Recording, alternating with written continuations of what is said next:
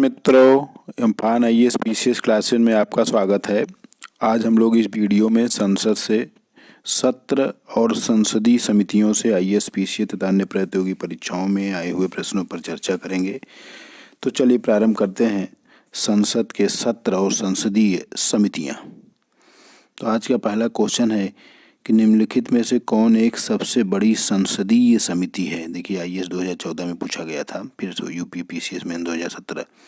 लोक लेखा समिति, प्राक्कलन समिति, सरकारी उपक्रम समिति या याचिका समिति। तो सबसे बड़ी जो संसदीय समिति होती है वो प्राक्कलन समिति होती है, जिसमें 30 लोकसभा के सदस्य होते हैं। तो अब हम यहाँ पे चर्चा कर लेते हैं। तो प्राक्कलन समिति सबसे बड़ी समिति होती है। इसमें 30 सदस्य होते हैं और 30 लोकसभा के ही सदस्य होते हैं। इसमें राज्यसभा का कोई सदस्य नहीं होता है। इसका कार्य है सरकार को वित्तीय नीतियों के संबंध में सुझाव देना है। दूसरा होता है लोक लेखा समिति। इसमें 22 सदस्य होते हैं। इसमें 15 लोकसभा के सदस्य होते हैं और 7 राज्यसभा के सदस्य होते हैं। लोक लेखा समिति का अध्यक्ष प्रायः विपक्ष दल का नेता होता है, जबकि प्राक्कलन समिति का जो अध्यक्ष होता है वो प्रायः सत्ताधारी दल का होता है, जिसकी सरकार होती है लोकसभा से ही। लोक लेखा समिति में केवल 22 सदस्य होते हैं, 15 लोकसभा से, 7 राज्यसभा से। इसका कार्य है कि विभिन्न मंत्रालयों के व्यय और नियंत्रक एवं महालेखा परीक्षक के प्रतिवेदन पर विचार विमर्श करना। तीसरा जो है सरकारी उपक्रम समिति होती है। इसमें भी 22 सदस्य होते हैं, 15 लोकसभा से और 7 राज्यसभा से। इसका कार्य है कि सार्वजनिक उपक्रमों से संबंधित सीएजी कैग रिपोर्ट की जांच करना। चौथा जो याचिका समिति है, इसमें लोकसभा के 15 सदस्य, राज्यसभा के 10 सदस्य, टोटल 25 सदस्य होते हैं और इसका कार्य संबंधित सदन के प्रत्येक याचिका की जाँच करना है। तो ये जो ऊपर तीनों हैं ये वित्तीय समितियाँ हैं संसद की। नेक्स्ट क्वेश्चन है कि प्राक्कलन समिति के सदस्यों का कार्यकाल कितना वर्ष होता है।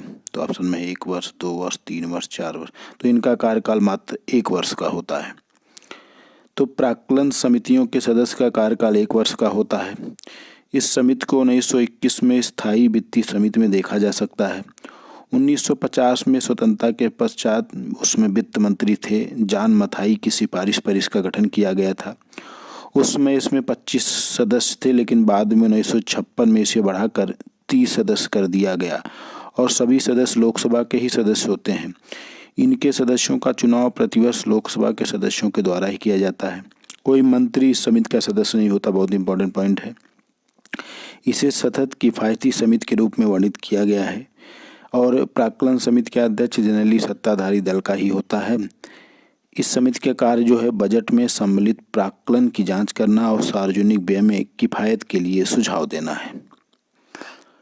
नेक्स्ट क्वेश्चन है कि निम्नलिखित में से किस समिति ने संसद के दोनों सदनों के प्रतिनिधि नहीं होते हैं।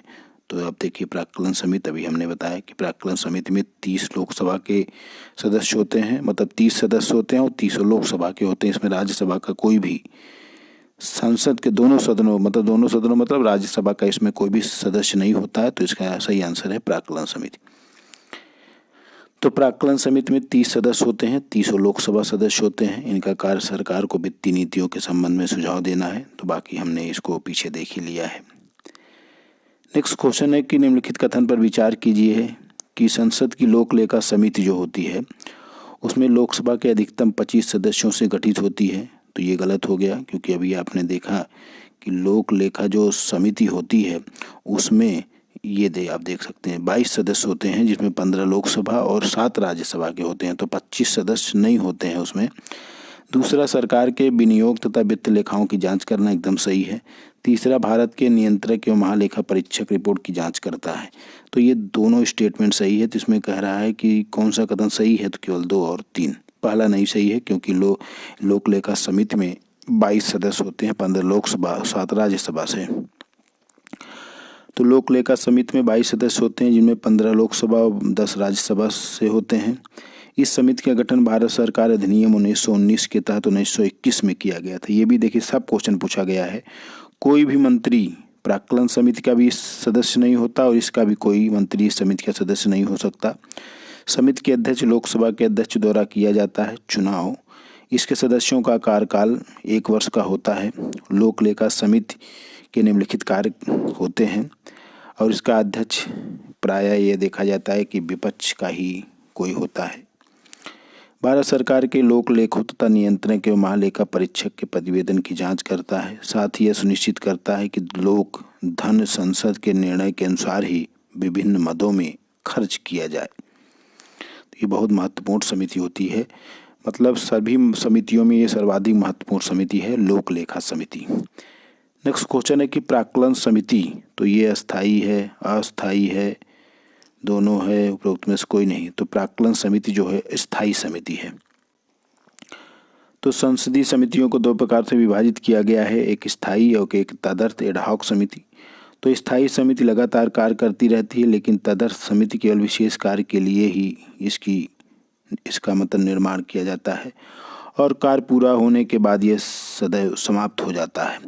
स्थायी समितियों में लोकसभा और राज्यसभा की 30 विशेष समिति हैं, जिनमें लोक लेखा समिति, प्राक्कलन समिति और सरकारी उपक्रम समिति, तो ये तीनों स्थायी समिति हैं। नेक्स्ट क्वेश्चन है कि निम्नलिखित में से कौन लोक लेखा समिति की बैठकों में उपस्थित रहता है। तो ऑप्शन में है भारत का न्यायवादी, भारत के महाधिवक्ता, भारत के नियंत्रक एवं महालेखा परीक्षक, उपरोक्त में कोई नहीं। तो भारत के महानियंत्रक एवं लेखा परीक्षक उसमें उपस्थित रहते हैं, क्योंकि देखिए लोक लेखा समिति में 22 जो सदस्य होते हैं उसमें 15 लोकसभा 10 राज्यसभा से होते हैं। इस समिति का गठन भारत सरकार अधिनियम 1919 के तहत 1921 में किया गया था। कोई भी मंत्री इस समिति का सदस्य नहीं हो सकता। समिति के अध्यक्ष लोकसभा के अध्यक्ष द्वारा निर्धारित किया जाता है। इसके सदस्यों का कार्यकाल 1 वर्ष होता है। लोक लेखा समिति के निम्नलिखित कार्य होते हैं। इसमें यह भारत सरकार के लोक लेखों तथा नियंत्रक एवं महालेखा परीक्षक के प्रतिवेदन की जब जांच करता है तो उस समय महानियंत्रक और लेखा परीक्षक उपस्थित रहते हैं। साथ ही यह सुनिश्चित करता है कि लोक धन संसद के निर्णय के अनुसार ही विभिन्न मदों में खर्च किया जाए। देखिए यहाँ पे एक क्वेश्चन पूछा गया था कि लोक लेखा समिति में 15 सदस्य लोकसभा से, 7 राज्यसभा से, लेकिन राज्यसभा के सदस्यों को मत देने का अधिकार इसमें नहीं होता है।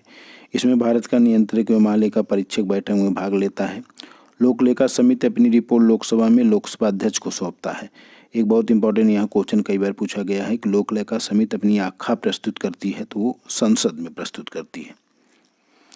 नेक्स्ट क्वेश्चन है कि भारतीय संसद की सभी समितियों में सबसे महत्वपूर्ण कौन है। तो अभी आपको देखिए हमने पीछे बताया है कि इन चारों में सबसे महत्वपूर्ण समिति लोक लेखा समिति होती है। तो भारतीय संसद की सभी समितियों में लोक लेखा समिति सर्वाधिक महत्वपूर्ण समिति होती है, क्योंकि यह समिति तय करती है कि धन जो है संसद के निर्णय के अनुसार ही विभिन्न मदों में खर्च किया जाए। लोक लेखा समिति को प्राक्कलन समिति की जुड़वा बहन भी कहा जाता है। नेक्स्ट क्वेश्चन है कि निम्नलिखित में से अविश्वास प्रस्ताव के विषय में निम्नलिखित कथनों पर विचार करना है। पहला कि भारत के संविधान में किसी अविश्वास प्रस्ताव का कोई उल्लेख नहीं है, एकदम सही है। दूसरा है कि अविश्वास प्रस्ताव केवल लोकसभा में ही पुनः स्थापित किया जा सकता है, तो ये भी एकदम सही है। तो स्टेटमेंट 1 और दोनों सही है। तो अनुच्छेद 75(3) के अनुसार मंत्रिपरिषद सामूहिक रूप से लोकसभा के प्रति उत्तरदायी होता है, इसलिए अविश्वास प्रस्ताव केवल लोकसभा में पुनः स्थापित किया जा सकता है। भारत के संविधान में किसी अविश्वास प्रस्ताव का कोई उल्लेख नहीं है। लोकसभा मंत्रिमंडल को अविश्वास प्रस्ताव से हटा सकती है। लोकसभा में अविश्वास प्रस्ताव के समर्थन में कम से कम 50 सदस्यों का हस्ताक्षर होना अति आवश्यक है।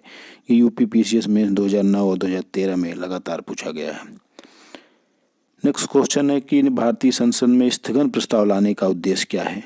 तो ऑप्शन में देखिए ये वाला जो सार्वजनिक महत्व के निश्चित आवश्यक मुद्दे पर बहस करने हेतु स्थगन प्रस्ताव लाया जाता है।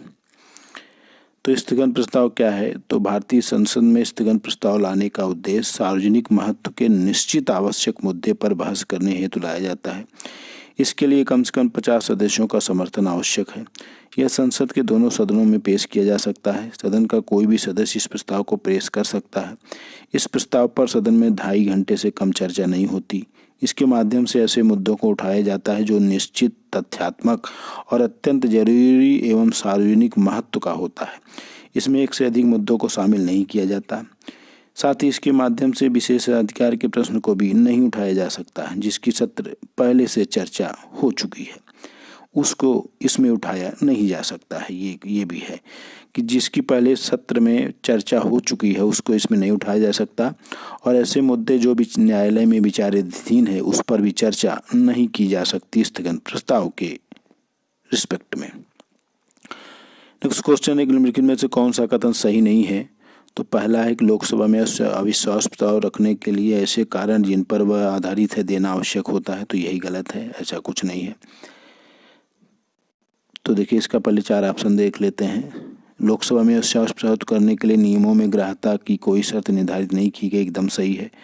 तीसरा, यदि किसी अविश्वास प्रस्ताव को स्वीकृत कर लिया जाए तो इजाज़त मिलने के 10 दिन के भीतर कार्रवाई करना आवश्यक है, एकदम सही है। लास्ट है कि राज्यसभा किसी अविश्वास प्रस्ताव को ग्रहण करने के लिए सशक्त नहीं है, तो ये भी सही है, तो यही सही नहीं है। नेक्स्ट क्वेश्चन है कि निम्नलिखित में से कौन एक मंत्रिपरिषद रख सकती है। ऑप्शन में है अविश्वास प्रस्ताव, भर्त्सना प्रस्ताव, स्थगन प्रस्ताव, विश्वास प्रस्ताव। तो मंत्रिपरिषद केवल विश्वास प्रस्ताव को ही रख सकती है। तो भारत में मंत्रिपरिषद केवल विश्वास प्रस्ताव रख सकता है। भर्त्सना प्रस्ताव, स्थगन प्रस्ताव, विश्वास प्रस्ताव, निम्नलिखित प्रस्ताव मंत्रिपरिषद नहीं रख सकती है। अविश्वास प्रस्ताव विपक्ष द्वारा लोकसभा में रखा जाता है, जबकि स्थगन प्रस्ताव लोकसभा और राज्यसभा दोनों में ही पेश किया जा सकता है। इसमें सदन का कोई भी सदस्य इस प्रस्ताव को पेश कर सकता है। नेक्स्ट क्वेश्चन है कि निम्नलिखित प्रस्ताव में किसका संदर्भित संबंध संघीय बजट से है। ऑप्शन में निंदा प्रस्ताव, ध्यानाकर्षण प्रस्ताव, कटौती प्रस्ताव, स्थगन प्रस्ताव। तो संघीय बजट से संबंधित कटौती प्रस्ताव है, तो सी वाला सही आंसर है। तो कटौती प्रस्ताव में क्या होता है कि बजट की मांगों में कटौती हेतु रखे गए प्रस्ताव को ही कटौती प्रस्ताव कहते हैं। लोकसभा में कटौती प्रस्ताव पारित होने का तात्पर्य है सरकार के प्रति अविश्वास, अतः लोकसभा में कटौती प्रस्ताव पारित होने पर मंत्रिपरिषद को त्यागपत्र देना पड़ता है। अब यहाँ ध्यानाकर्षण प्रस्ताव क्या है। तो इस प्रस्ताव के द्वारा सदन का कोई सदस्य सदन के पीठासीन अधिकारी की अनुमति से किसी मंत्री का ध्यान सार्वजनिक हित की दृष्टि से महत्वपूर्ण विषय की ओर आकर्षित करता है, इसी को ध्यानाकर्षण प्रस्ताव कहते हैं। यह 1954 से अस्तित्व में है। दोनों ही सदनों द्वारा संयुक्त संकल्प ध्यानाकर्षण प्रस्ताव आधे घंटे की चर्चा नियम 377 के अधीन प्रस्ताव के ऊपर अग्रता रखता है। ये 2010 में पूछा गया क्वेश्चन है। लोकसभा के लिस्ट ऑफ बिजनेस में ध्यानाकर्षण प्रस्ताव के लिए 5 सांसदों का नाम दर्ज किया जाता है। ये भी राजस्थान के पब्लिक सर्विस कमीशन 2003 में पूछा गया है। नेक्स्ट क्वेश्चन है कि निम्नलिखित में कौन सा युग्म सही सुमेलित नहीं है। तो पहला कहता है कि ध्यानाकर्षण प्रस्ताव जो है यह मंत्री का ध्यान तात्कालिक लोक महत्व के विषय की तरफ आकर्षित करता है, एकदम सही है। दूसरा, स्थगन प्रस्ताव समय से पूर्व सदन को स्थगित करना, ये गलत है। तीसरा, विशेषाधिकार प्रस्ताव लोकसभा अध्यक्ष का ध्यान मंत्री के गलत अधूरे उत्तर की तरफ ध्यान आकर्षित करना, ये भी गलत है। तो देखिए इसमें कह रहा कौन सुमेलित नहीं है, तो दूसरा और तीसरा सुमेलित नहीं है। तो देखिए ध्यानाकर्षण प्रस्ताव मंत्री का ध्यान तात्कालिक लोक महत्व के विषय की तरफ आकर्षित करना, ये सही है। स्थगन प्रस्ताव जो होता है इसके द्वारा ऐसे गंभीर मामलों पर सदन का ध्यान आकर्षित किया जाता है जिस विषय पर या मामलों पर शीघ्र विचार न होने पर गंभीर परिणाम हो सकते हैं, इसलिए सामान्य कार्य को रोककर इन मामलों पर तुरंत विचार करना आवश्यक होता माना जाता है। प्रयास से प्रस्ताव सरकार की असफलता की ओर संकेत करता है। अगर ये पास हो जाता है तो ये प्रस्ताव जो सरकार की असफलता की ओर संकेत करता है। यह प्रस्ताव जनरली शाम 4 बजे लाया जाता है, इसके लिए 50 सदस्यों की सहमति भी आवश्यक होती है। तो ये स्थगन प्रस्ताव ये है। तीसरा, विशेषाधिकार प्रस्ताव, यह किसी सदस्य द्वारा स्थापित किया जाता है जब सदस्य महसूस करता है कि सही तथ्यों को प्रकट न करके मंत्री ने सदन या सदन के एक या अधिक सदस्यों के विशेषाधिकार का उल्लंघन किया है। इसका उद्देश्य संबंधित मंत्री की निंदा करना होता है, इसी को विशेषाधिकार प्रस्ताव कहते हैं। नेक्स्ट क्वेश्चन है, लोकसभा और राज्यसभा से स्थायी समितियों के सदस्यों को लिया जाता है के अनुपात में 2:1, 3:1, 4:1, ये दोनों सदनों के लिए समान। तो सही आंसर है 2:1। तो नियम 268 कहता है कि प्रत्येक स्थायी समिति में 45 से अधिक सदस्य नहीं होंगे, जिसमें 15 सदस्यों को राज्यसभा के सभापति और जबकि लोकसभा के अध्यक्ष द्वारा 30 सदस्यों को नाम निर्दिष्ट किया जाता है। इस प्रकार लोकसभा और राज्यसभा का अनुपात 2:1 होता है, क्योंकि 30 इसमें है 15 इसमें, तो 2:1। नेक्स्ट क्वेश्चन है कि स्थगन प्रस्ताव पर जब बहस हो रही हो तो सदन को स्थगित करने की शक्ति किसके पास होती है? सदन के अध्यक्ष के पास, सदन के पास, प्रधानमंत्री के पास, राष्ट्रपति के पास। तो यह शक्ति उस समय सदन के पास ही होती है, लोकसभा अध्यक्ष के पास भी नहीं होती है।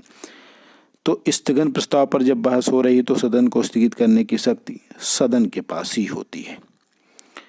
नेक्स्ट क्वेश्चन है कि निम्नलिखित में से कौन वित्तीय समिति नहीं है? तो ऑप्शन में लोक लेखा समिति, प्राक्कलन समिति, सार्वजनिक उद्यमों के लिए गठित समिति, आचार समिति। तो आचार समिति जो है वित्तीय समिति नहीं है। ऊपर वाले तीन जो हैं वो स्थायी समिति भी हैं और वित्तीय समिति भी हैं। तो स्थायी और वित्तीय समितियों में लोक लेखा समिति, प्राक्कलन समिति और सार्वजनिक उद्यमों के लिए गठित समिति है। जबकि विभागीय परमानेंट कमेटी स्थायी समितियों में जांच के लिए गठित समितियां हैं, याचिका अथवा आवेदन के लिए गठित समितियां हैं, विशेषाधिकार समिति है, आचार समिति है। परीक्षण और नियंत्रण के लिए जो समितियां बनाई गई हैं जो कि स्थायी हैं, सरकारी आश्वासन समिति है, अधीनस्थ विधायन समिति है, अनुसूचित जाति और जनजाति विशेष समिति है, स्त्री सशक्तिकरण समिति भी है और लाभ के पदों के लिए गठित संयुक्त समिति भी है। कुछ इम्पोर्टेंट यहाँ पर नोट हम देख लेते हैं क्योंकि इससे भी क्वेश्चन पूछे गए हैं। तो एक क्वेश्चन पूछा गया है कि रेलवे अंचलों के लिए संसद सदस्यों की परामर्शदात्री समिति का गठन किया जाता है। तो इसका आंसर था संसदीय कार्य मंत्रालय द्वारा, IAS 2002 में पूछा गया था। दूसरा नोट है कि सदन के पटल पर किसी मंत्री द्वारा की गई वचनबद्धता की परिपूर्णता हो गई है अथवा नहीं, इसका निश्चय किया जाएगा लोक आश्वासन समिति द्वारा। तीसरा नोट है कि प्रत्येक सदन में एक विधि समिति होती है, इसमें एक अध्यक्ष जो कि इस विधि समिति का अध्यक्ष होता है सहित 15 सदस्य होते हैं। ये UPPSC 2010 में पूछा गया। अगला नोट है कि लोक लेखा समिति के अध्यक्ष प्राय विपक्षी दल का नेता होता है, जबकि प्राक्कलन समिति के अध्यक्ष प्राय सत्ताधारी दल से होता है। जो सार्वजनिक उद्यम समिति होती है वो 1964 में कृष्ण मेनन की सिफारिश पर गठित की गई थी। लोकसभा अध्यक्ष जो है लोकसभा के सदस्यों में किसी को इसका मतलब ये सार्वजनिक उद्यम समिति के अध्यक्ष बनाता है और राज्यसभा का सदस्य अध्यक्ष नहीं बनता है। तो आज हम लोगों ने संसद से संबंधित जितने भी 17 संसदीय समितियों पर IAS PCS के क्वेश्चन आए हुए हैं उन पर चर्चा किए। इम्फान IAS PCS क्लासेज को लाइक कीजिए और सब्सक्राइब कीजिए। धन्यवाद।